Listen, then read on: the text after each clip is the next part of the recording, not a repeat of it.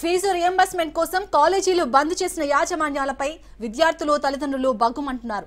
సర్కార్ ఇచ్చే fee reimbursement ఎంత, తల్లిదండ్రులు కట్టే మిగతా ఫీజులు ఎంత అనే చర్చ మొదలైంది.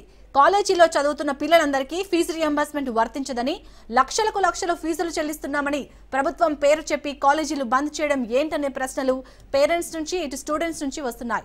ఫీజు బకాయిలు ప్రభుత్వం చెల్లించాల్సిందే, అందులో ఎలాంటి సందేహం లేదు. అయితే ప్రభుత్వం రియంబర్స్మెంట్ ఇవ్వలేదని, కాలేజీలు బంద్ చేస్తే చదువులు పాడైపోవా అనే భయాలు తల్లిదండ్రుల్లో ఇటు స్టూడెంట్స్ లో వ్యక్తమవుతున్నాయి. ఇంటర్నల్ ఎగ్జామ్స్, సెమిస్టర్ ఎగ్జామ్స్ తరచూ వాయిదా పడటం, రిజల్ట్స్ ఆలస్యం అవడం, చదువులో క్వాలిటీ లేకపోవడంపై ఆందోళన నెలకొంది.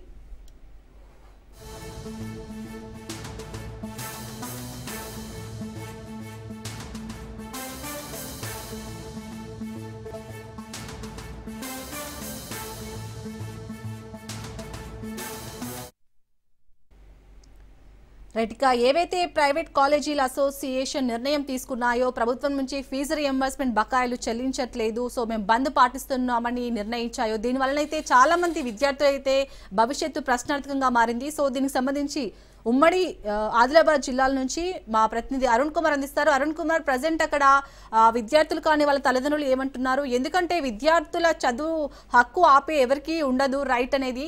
సో ఫీజు రియంబర్స్మెంట్ దాదాపు 10 లక్షల్లో 30% మందికి రియంబర్స్మెంట్ అనేది వర్తిస్తుంది. అంటే ఇంకా చాలా మంది వారే ఓన్ గా ఫీజు కట్టుకుంటున్నారు. మరి వారి భవిష్యత్తు ఇక్కడైతే ప్రశ్నార్థకంగా ఉంటుంది. సో అక్కడ విద్యార్థులు ఏమంటున్నారు, అలాగే వాళ్ళ తల్లిదండ్రులు ఏమంటున్నారు దీనికి సంబంధించి? రైట్ శాలిని, ఏదైతే రాష్ట్ర వ్యాప్తంగా కూడా ఏదైతే ప్రభుత్వము ఫీజు రియంబర్స్మెంట్ చెల్లించడం లేదని చెప్పి కూడా రాష్ట్ర వ్యాప్తంగా కూడా పీజీ, డిగ్రీ నుంచి పీజీ, అదేవిధంగా ఇంజనీరింగ్, నర్సింగ్ కాలేజ్ కూడా మరికొన్ని కాలేజీలు కూడా ఇవాళ బంద్ కొనసాగుతా ఉన్నది. ఆ బంద్లో ఏదైతే ఒకే ఒక కారణం, ముఖ్యంగా ఏదైతే ప్రైవేటు విద్యా సంస్థలన్నీ కూడా ఫస్ట్ జాయిన్ చేసుకోవడం ముందుగా చాలా వరకు కూడా ఏదైతే ఎస్సీ, ఎస్టీ, మైనారిటీకి సంబంధించిన వాళ్ళకు మాత్రమే ఫీజు రియంబర్స్మెంట్ చెల్లుతుంది. కాబట్టి దానికి సంబంధించి కూడా ప్రభుత్వం నుంచి ఎంత డబ్బు వస్తుందో ఆ డబ్బు కంటే మిగిలిన రిమైనింగ్ అమౌంట్ ని కూడా ప్రభుత్వం ఏదైతే తల్లిదండ్రులకి దగ్గర నుంచి అయితే ముందే ఫీజు కట్టించుకుంటారు.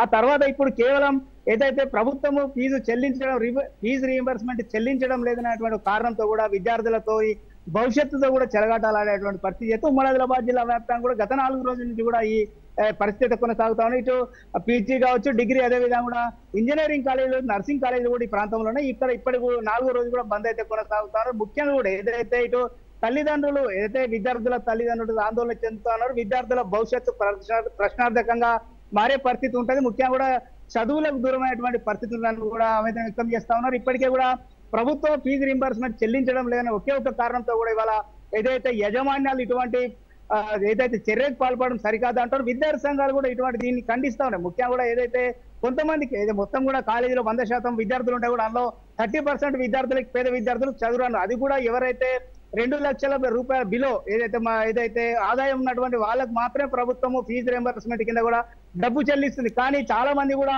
ఇతర కమ్యూనిటీకి సంబంధించవచ్చు, ఇతర వారికి అలా ఎస్సీ, బీసీలలో కూడా ఏదైతే 2 లక్షల పై ఉన్న వాళ్ళకు కూడా ప్రభుత్వం అయితే ఫీజు రింబర్స్మెంట్ చెల్లించదు. కానీ ఏదైతే యాజమాన్యాలు మాత్రం మొత్తం కూడా ఏదైతే కేవలం చిన్న కారణం చూపి కూడా మొత్తం విద్యార్థులందరికీ కూడా చదువుకు దూరమైనటువంటి పరిస్థితి ఈ రోజు తలెత్తేటువంటి విధంగా కూడా ఏదైతే యాజమాన్యాలు ప్రవర్తిస్తున్నాయని కూడా విద్యార్థి సంఘాలు కూడా ఆగ్రహం వ్యక్తం చేస్తున్నాయి. ముఖ్యంగా కూడా ఏదైతే ఒక పక్క ప్రభుత్వాన్ని బదనాం చేసేటువంటి ఆలోచనతో కూడా ఇటువంటి చర్యలు పూనుకుంటున్నారని కూడా ఇటు విద్యార్థి సంఘాలు కావచ్చు, ప్రభుత్వం కూడా ఒక రకంగా కూడా ఏదైతే చర్చలకు రావాలని గతంలో పిలిచింది, కానీ ఒకేసారి మొత్తం ఫీజు రియంబర్స్మెంట్ చెల్లించాలనేటువంటి ధోరణిలో కూడా ఈ యాజమాన్యాలు వెళ్లడంతో కూడా అక్కడ ప్రభుత్వం కూడా కొంత వెనుక తగ్గినటువంటి పరిస్థితి. ఈ నేపథ్యంలోనే మొత్తం కూడా ఏదైతే ఫస్ట్ ఎక్కడైతే కాలేజీలో పిల్లలను, విద్యార్థులను జాయిన్ చేసుకుంటారో అప్పుడే కూడా దాదాపు మొత్తం ఫీజు కూడా తీసుకుంటారు. కానీ కొన్ని ప్రాంతాల్లో ఫీజు రియంబర్స్మెంట్ అయినటువంటి కాలేజీలో ఉన్నటువంటి సర్టిఫికెట్లు కూడా ఇవ్వడానికి కూడా ఇవాళ యాజమాన్యాలు విద్యార్థులను చాలా ఇబ్బందులకు గురి చేస్తాను. ఒకప్పుడు ఫీజు ఏదైతే రియంబర్స్మెంట్ అయినా కూడా,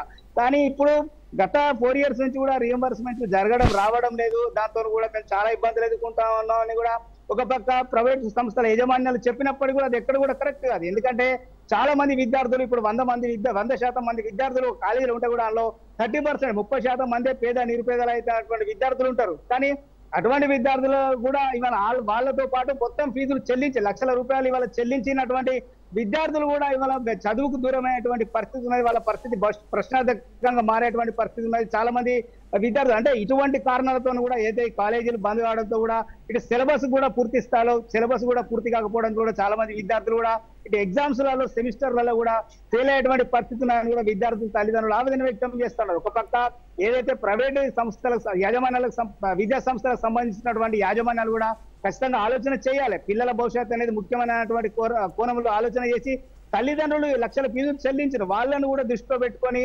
కొంతమంది విద్యార్థులకే ఫీజు రియంబర్స్మెంట్ చెల్లించకపోతే మిగతా విద్యార్థుల పరిస్థితి ఏంటిది, మరి వాళ్ళ భవిష్యత్తు ఏందనేటువంటి కోణంలో కూడా వాళ్ళ యజమాన్యాలు ఆలోచించాలి. ఖచ్చితంగా కూడా ఏదైతే తప్పకుండా కూడా ఎవరైతే ఈ ఫీజు రియంబర్స్మెంట్ విషయంలో కూడా చర్యలు తీసుకోవాలి. ప్రభుత్వం కూడా తొందరగా చెల్లించేటువంటి ప్రయత్నం చేయాలనేటువంటిది ఒక కారణమైనప్పటికీ కూడా తల్లిదండ్రులు లక్షల రూపాయలు పెట్టి వాళ్ళ తమ పిల్లలు విద్యకు దూరమైనటువంటి పరిస్థితి తలెత్తిందని కూడా ఆవేదన వ్యక్తం చేస్తున్నారు. ఇప్పటికైనా కూడా ప్రైవేట్ సంస్థలకు సంబంధించిన విద్యా సంస్థలకు సంబంధించినటువంటి యజమాన్యాలు కూడా ఖచ్చితంగా ఆలోచన చేయాలి.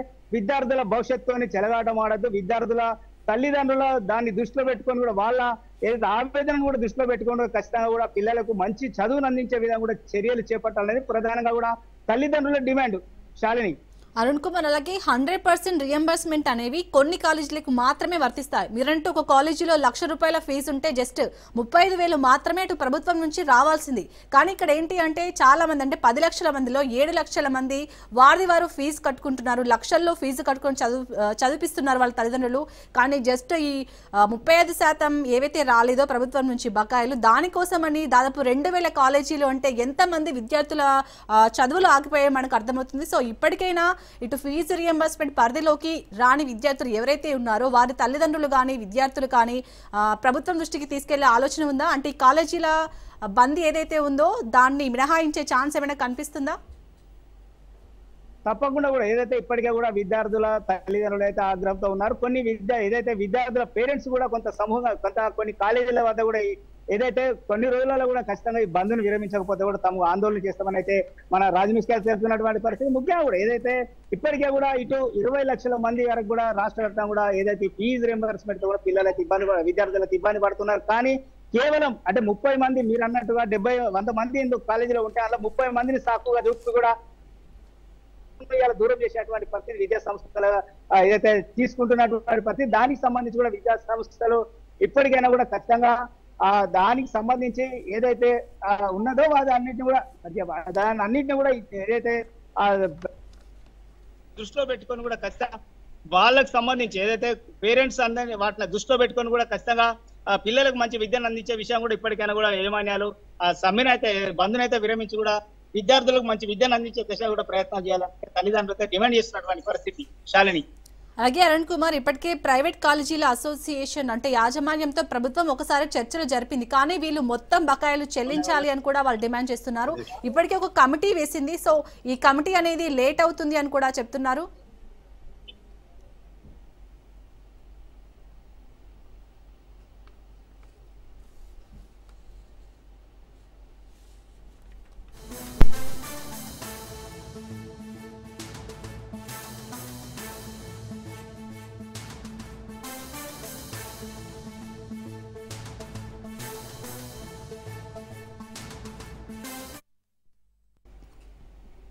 ఫీజు రియంబర్స్మెంట్ కోసం కాలేజీలు బంద్ చేసిన యాజమాన్యాలపై ఇటు విద్యార్థులు తల్లిదండ్రులు బగ్గుమంటున్నారు. సర్కార్ ఇచ్చే ఫీజు రియంబర్స్మెంట్ ఎంత, తల్లిదండ్రులు కట్టే మిగతా ఫీజు ఎంత అనే చర్చ మొదలైంది. కాలేజీలో చదువుతున్న పిల్లలందరికీ ఫీజు రియంబర్స్మెంట్ వర్తించదని, లక్షల ఫీజులు చెల్లిస్తున్నామని ప్రభుత్వం పేరు చెప్పి కాలేజీలు బంద్ చేయడం ఏంటనే ప్రశ్నలు ఇటు పేరెంట్స్ నుంచి అటు స్టూడెంట్స్ నుంచి వస్తున్నాయి. ఫీజు బకాయిలు ప్రభుత్వం చెల్లించాల్సిందే, అందులో ఎలాంటి సందేహం లేదు. అయితే ప్రభుత్వం రియంబర్స్మెంట్ ఇస్తలేదని కాలేజీలు బంద్ చేస్తే చదువులు పాడైపోవా అనే భయాలు తల్లిదండ్రుల్లో స్టూడెంట్స్ లో వ్యక్తమవుతున్నాయి.